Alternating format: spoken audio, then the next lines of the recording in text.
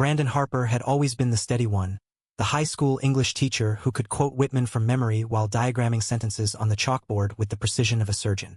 At Lincoln High in Evanston, Illinois, just north of Chicago, he was Mr. Harper. The guy who stayed late to coach debate club, who baked apple pies for the faculty potlucks, who never missed a parents' night. His classroom smelled like old books and fresh, sharpened pencils.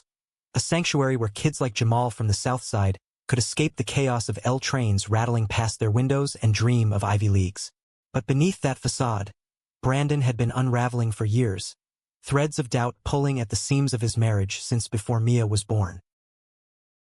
It started small, back in the 90s when he and Sarah met at a dive bar in Wrigleyville. She was a fiery journalism major with red hair that caught the neon glow like flames, and he was the quiet lit grad student nursing a Bud Light, hiding from the family expectations back in Peoria. They bonded over shared cynicism about the world, her railing against corporate media, him dissecting the hypocrisy in American lit classics. Sex was easy at first, a clumsy rush in her dorm room that felt like rebellion. But even then, as her nails dug into his back, Brandon's mind wandered to the curve of a roommate's jawline in the locker room showers, the casual brush of a professor's hand during office hours. He buried it deep, told himself it was just college curiosity, the kind every straight guy shakes off like rain.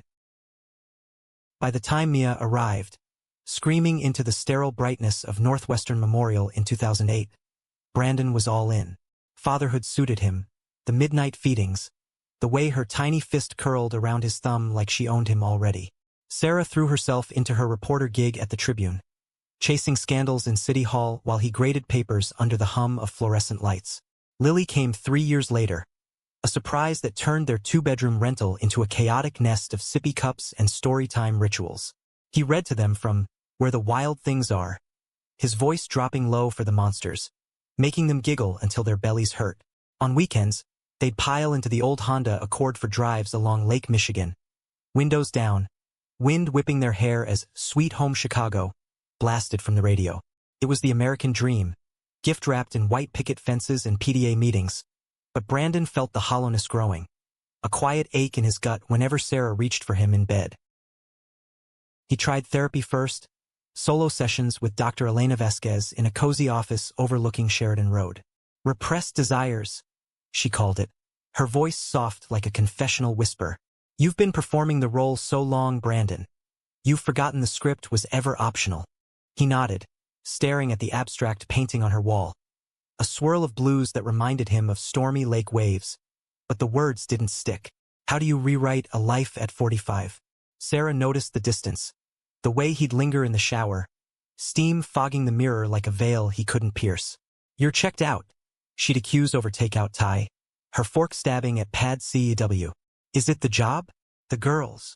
He'd mumble apologies, pull her close, but his body betrayed him, going through motions that felt like reciting lines from a play he'd outgrown.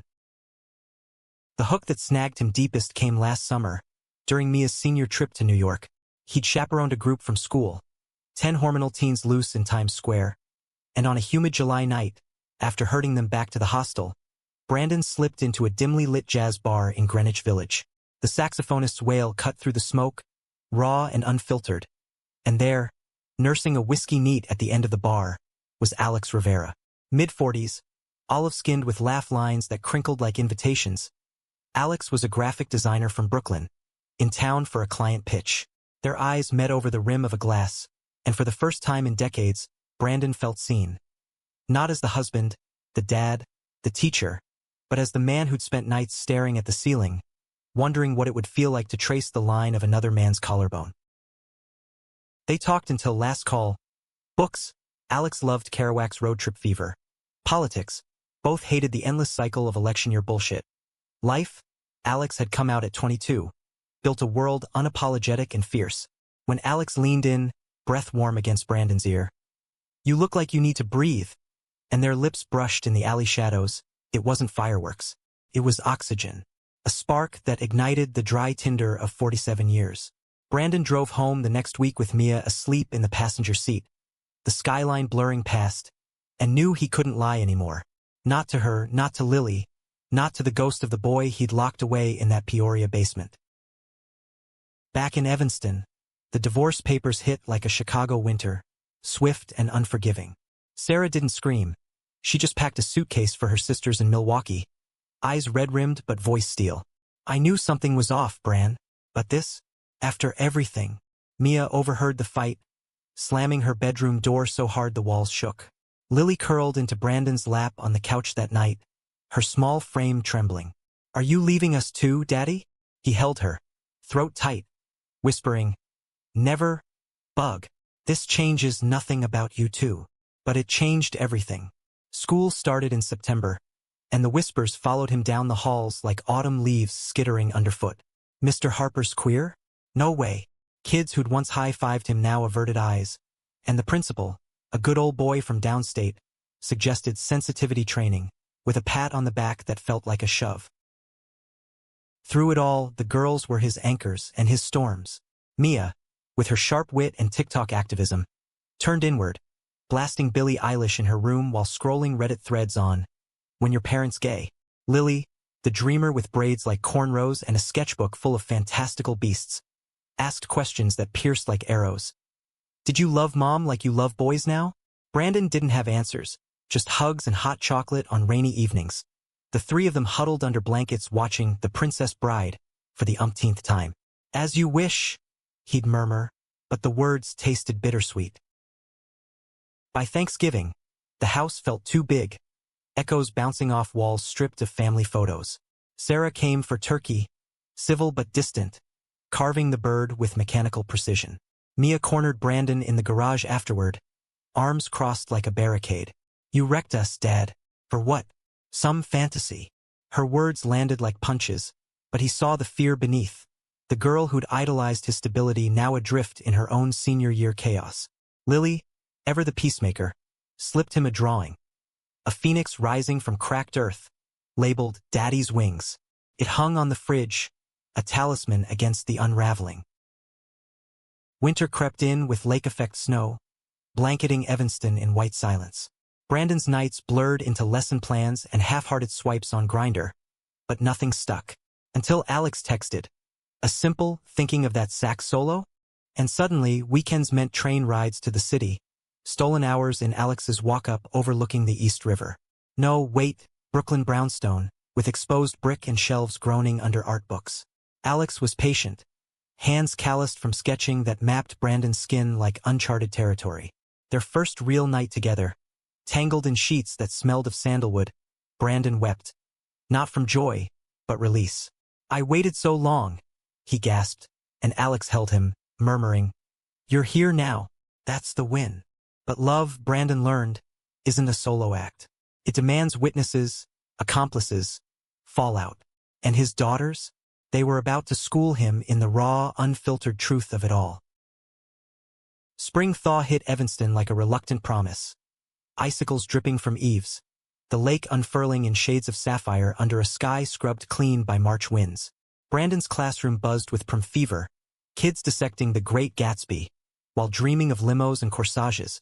But his mind wandered to Alex's laugh, the way it rumbled like distant thunder during their FaceTime calls. They'd fallen into a rhythm. Friday nights at a hole-in-the-wall in Andersonville, sharing falafel and stories of exes who didn't get it. Alex, with his easy confidence and collection of vintage teas, made Brandon feel alive, not like some midlife cliché chasing rainbows after the storm. Yet home was a minefield. Mia's rebellion peaked in passive-aggressive silences.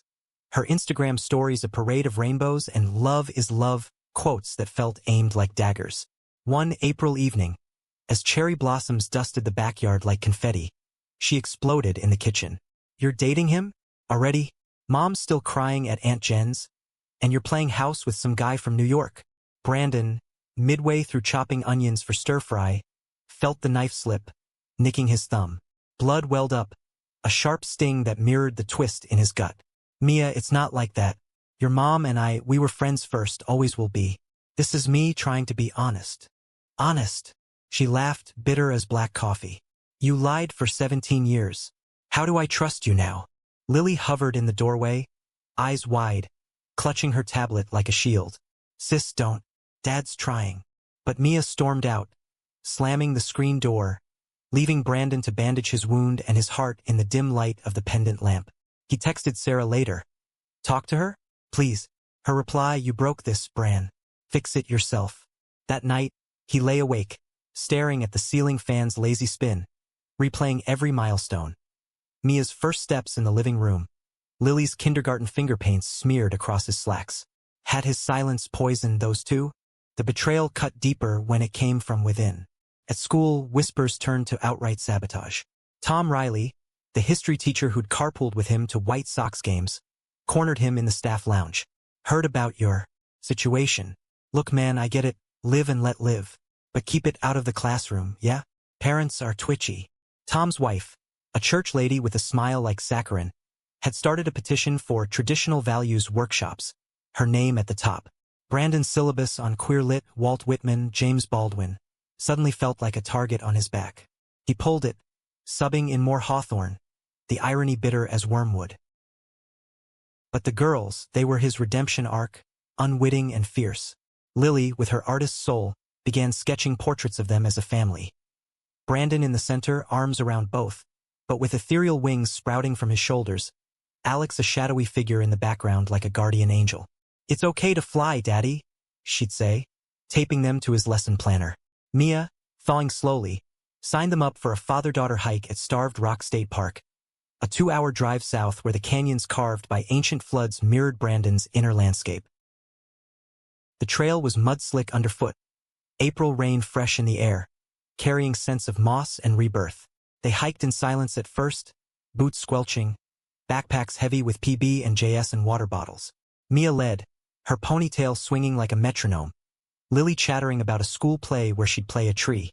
At the overlook, where the Illinois River snaked below like a silver vein, Mia stopped.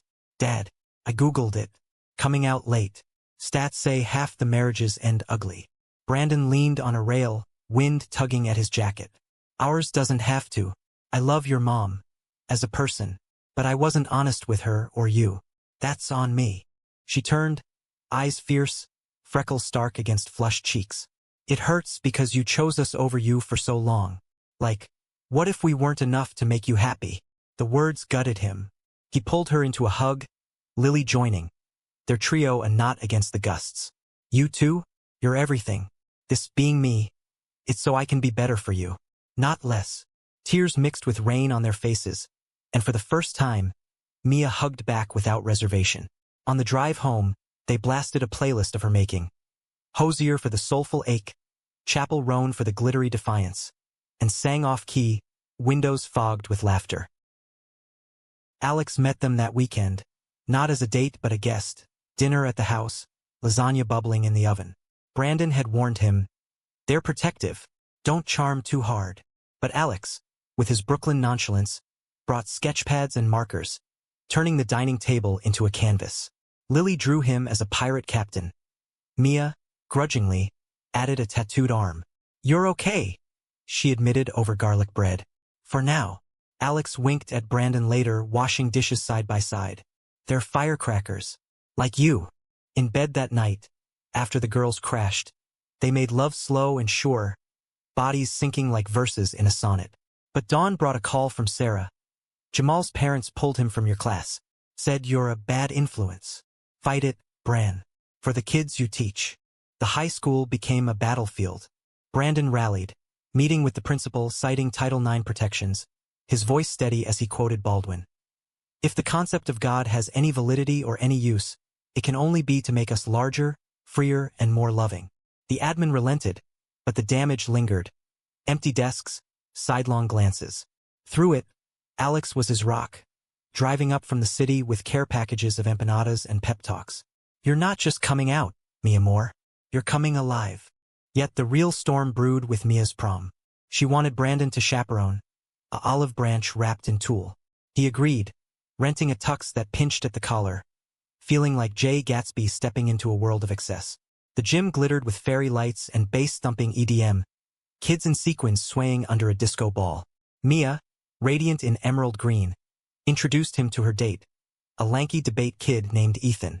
Be cool, Dad, she whispered, but her eyes shone with tentative pride. Then, midway through Uptown Funk, the whispers crested. A cluster of parents by the punch bowl, Tom Riley among them, muttered loud enough to carry. Can't believe they let him near our kids.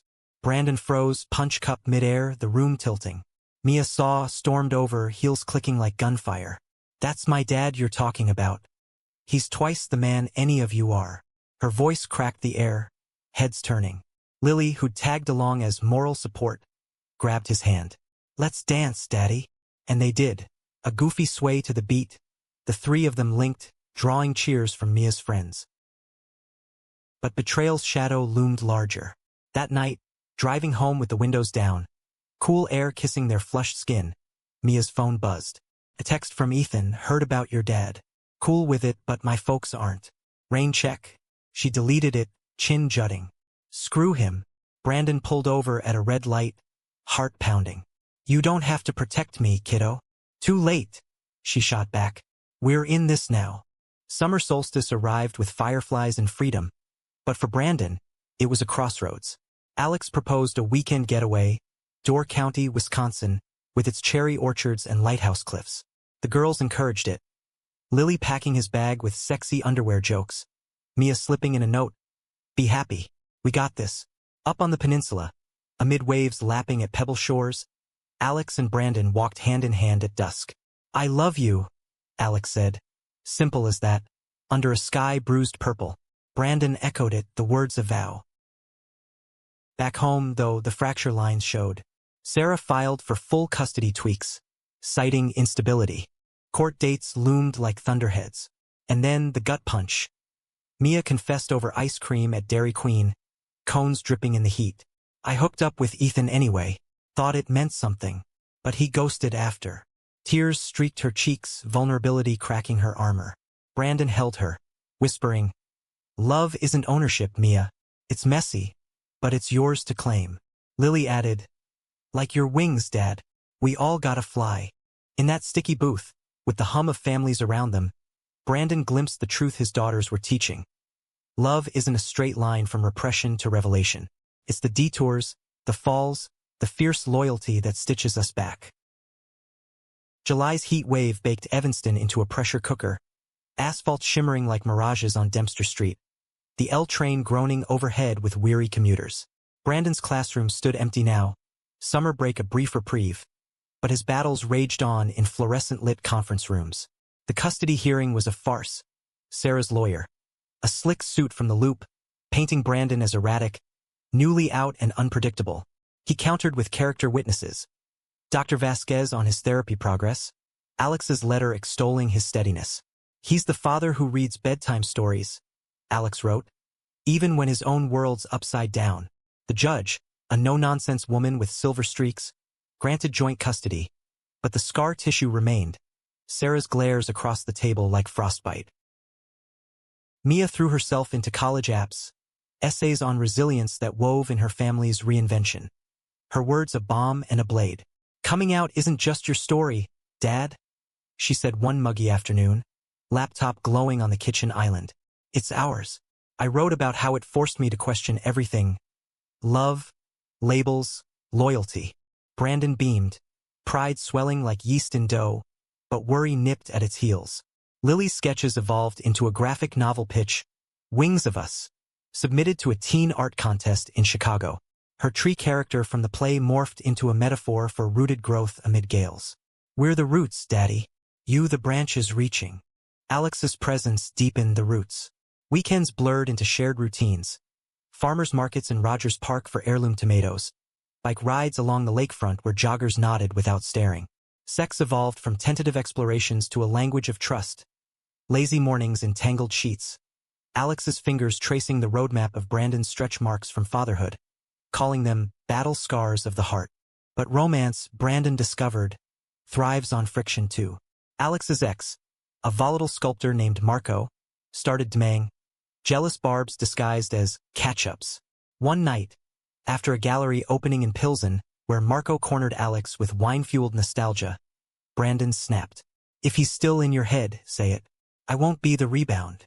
Alex's eyes flashed, hurt etching lines around his mouth. Rebound? This is my first real shot since him, Bran. You're not second place. You're the whole damn race. They fought in the brownstone's kitchen, voices echoing off subway-tiled walls. until Alex pulled him close. Apologies murmured into collarbones. I choose you. Every day. Forgiveness came slow, a lesson in vulnerability's sharp edges, but it bound them tighter, like rebar in concrete. The real high tide of conflict crashed in August, when Lincoln High's back-to-school barbecue turned ugly. The parking lot at Gisson Park reeked of grilled brats and sunscreen, families picnicking on checkered blankets under maple canopies. Brandon arrived with the girls and Alex in tow. Casual, khakis and polos, a united front. Kids mobbed him for summer reading recs. Parents smiled through clenched teeth. Then Tom Riley sidled up, beer in hand, face ruddy from sun and spite. Brought the boyfriend, huh? Bold move. His wife tittered, a gaggle of PDA moms orbiting like vultures. Mia overheard, whirling from her frisbee toss with Lily. Problem, Mr. Riley? Jealous your marriage looks like a tax write-off. The air thickened, murmurs rippling. Tom puffed up. Watch your mouth, young lady. We're just concerned for the kids. Alex stepped forward, voice calm as Lake Michigan on glass days. Concerned? We're scared. Big difference. Brandon's pulse thundered, fists balled, but Lily tugged his sleeve. Dad, don't. We're better. It escalated when Jamal's mom approached, eyes downcast. Mr. Harper, we switched him to online. After everything. The words landed like a sucker punch. Brandon's vision blurred. Jamal, the kid who'd lit up reciting, I sing the body electric, now erased because of him. I understand, he choked out, but inside, rage boiled. That night, driving home with the windows cracked to let in firefly-speckled air, he unloaded to Alex. I'm poison. To my students, my family. Alex pulled over at a Dairy Queen drive-thru, ironic echo, and bought malts. You're a catalyst, not poison. Change hurts, but it grows shit. The girls echoed it in their way. Mia organized a Pride Red Club at school, smuggling Baldwin back into the curriculum via after-hours meetups in the library. Lily's art won honorable mention at the contest. Her Phoenix piece auctioned for $200 toward a queer youth scholarship. See? She crowed, check in hand. Your coming out sparked this. But sparks can ignite wildfires. September brought Mia's freshman orientation at University of Illinois Champaign, a bullet train south. Dropping her off in the sprawling quad, goldenrod blooming defiant against brick dorms, Brandon hugged her too tight. Call every day? Dad? She laughed. Every other. Go live your gay happily ever after. But as he drove north, Lily asleep in the back, tears blurred the highway. Empty nest loomed, a void wider than Lake Michigan. Fall foliage turned Evanston into a postcard. Oaks ablaze in crimson, the air crisp with apple cider and possibility. Brandon and Alex hosted their first Friendsgiving, a mishmash of his faculty allies and Alex's artsy crew. Dr. Vasquez carving turkey, a drag queen from Boys Town belting show tunes. Laughter filled the house, displacing ghosts. But mid-feast, Sarah arrived unannounced, Mia's forgotten laptop in hand. She froze at the sight of Alex plating pie, then softened. Looks lively. They talked on the porch later, rocking chairs creaking, stars pricking the velvet sky. I met someone, she confessed. A photographer. It's early. Brandon nodded, relief mingling with ache. Good. You deserve fireworks, Sarah. Their truce held until the ultimate betrayal. Tom's anonymous email to the school board, leaked to the local paper. Teacher's lifestyle endangers youth. It hit the Trib's education beat, Sarah's old stomping ground, headlines screaming sensationalism. Reporters camped outside Brandon's house, flashbulbs popping like gunfire. Mia, home for fall break, fielded calls from campus activists. Lily barricaded the door with couch cushions. Alex shielded him, fielding questions with Brooklyn bite. Next. But inside, Brandon shattered. I can't do this to you, he told Alex one stormy night, thunder rattling windows. Walk away. Save yourself the mess. Alex's response was a kiss fierce as lightning. I'm not your martyr, Bran. I'm your partner. We fight together. The next day, they rallied. A press conference in the high school auditorium. Brandon at the podium, voice steady as Whitman's verse. I've taught my students that love, in all its forms, is the most American of freedoms. Deny that, and you deny the soul of this country. Mia and Lily flanked him, holding signs, Love wins and roots and wings. Jamal showed up, mom in tow, apologizing tearfully. He missed you, Mr. H. The board cleared Brandon, Tom resigned in disgrace, and the story trended. Harper Pride, a viral wave of support from Chicago to the coasts. Through the chaos, the girls' lessons crystallized. Mia, post-breakup glow fading into wisdom, shared over pumpkin spice lattes. Love means risk, Dad. Ethan's ghosting freed me for real connections, like you with Alex. Lily, sketching by the fire pit, added, it's not perfect wings. It's the ones with tears and patches. That's what makes flight real. As winter whispered in with first snows, Brandon stood taller. His classroom filled again, syllabus bold with queer voices. Dates with Alex turned domestic, joint tax prep, arguments over takeout versus home-cooked. But the deepest romance bloomed with his daughters. Video calls with Mia dissecting poli-sci texts, bonfires with Lily where stories spun like sparks. Love, they taught him, isn't the grand gesture or the hidden desire unveiled. It's the quiet insistence on showing up, scars and all, for the ones who call you home. December draped Evanston in tinsel and twinkle, holiday lights strung like constellations across Michigan Avenue. The air sharp with pine and roasted chestnuts from street vendors. Brandon's life, once a monochrome of routine, now shimmered in technicolor. Debate club holiday debates on Is Scrooge Redeemable? Alex's hand warm in his during midnight mass at St. Nicholas, a nod to Lily's Catholic school insistence, and Mia's care packages from Champagne, care of queer-lit zines and mixtapes labeled Dad's Gay Anthem Playlist. The scandal had faded like old newsprint, replaced by tentative normalcy. Tom Riley's resignation made front-page fodder. His apology, a mumbled email blast that no one read. Brandon even got a card from Jamal. Thanks for the words, Mr. H. Still singing My Body Electric. But normalcy's a fragile glaze over deeper fissures. Christmas Eve brought the storm, literal and figurative. A blizzard barreled in from the lake, winds howling like banshees, blanketing the suburbs in whiteout fury. Sarah called it dusk, voice frayed. Roads are closing. Can't make it to your place for the girls' gift swap. Mia and Lily, home for break, were baking gingerbread men in the kitchen, flour dusting their cheeks like snow. Tell her hi, Lily chirped, oblivious. But Brandon heard the undercurrent. Sarah's new beau, the photographer, had proposed a ski trip to Aspen instead. Family first, she added, a barb wrapped in velvet. The power flickered out at 8, plunging the house into candlelit intimacy. They gathered in the living room, fort of blankets and board games, fairy lights on battery power casting golden halos. Alex arrived soaked, shedding his coat like a pelt, bearing mulled wine and a deck of cards. Storm's biblical, he grinned, but his eyes scanned Brandon's face, reading the tension. Mia dealt poker, stakes chocolate coins, her laughter a shield. Lily recounted her latest dream, a family of phoenixes soaring over a frozen lake. We melt the ice together, she said, hugging her knees. Mid-game, Mia's phone buzzed. A FaceTime from Ethan, drunk and remorseful at a frat holiday party. Miss you, Em. That thing with your dad. I was dumb. Come back. Her face hardened, thumb hovering over decline. Brandon paused, chips in hand. You don't owe him. She answered anyway, holding the phone at arm's length. Ethan, it's over. You bailed when it got real. Love isn't a backup plan. She hung up, exhaling like she'd surfaced from depths. See? Roots, Dad. You taught me that. The confession cracked something open. Lily, emboldened, turned to Alex.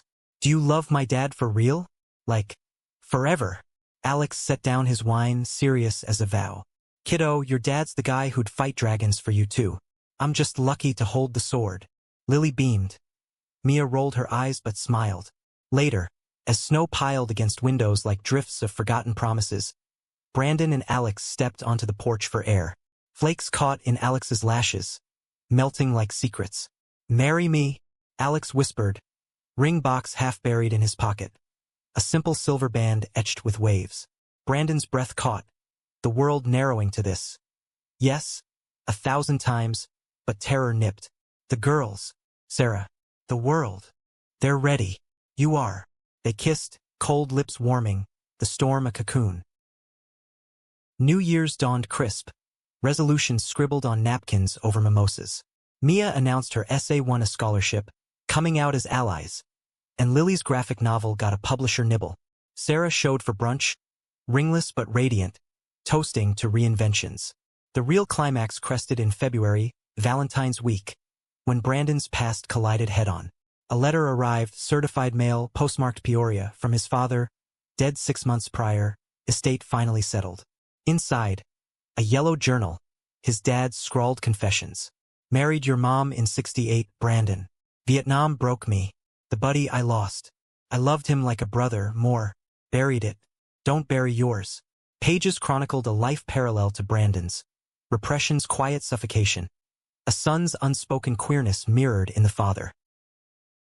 He drove to the old family plot that weekend. Alex at the wheel, girls in tow. The cemetery lay under a skim of frost, headstones like sentinels. Kneeling by the granite, journal in hand, Brandon wept.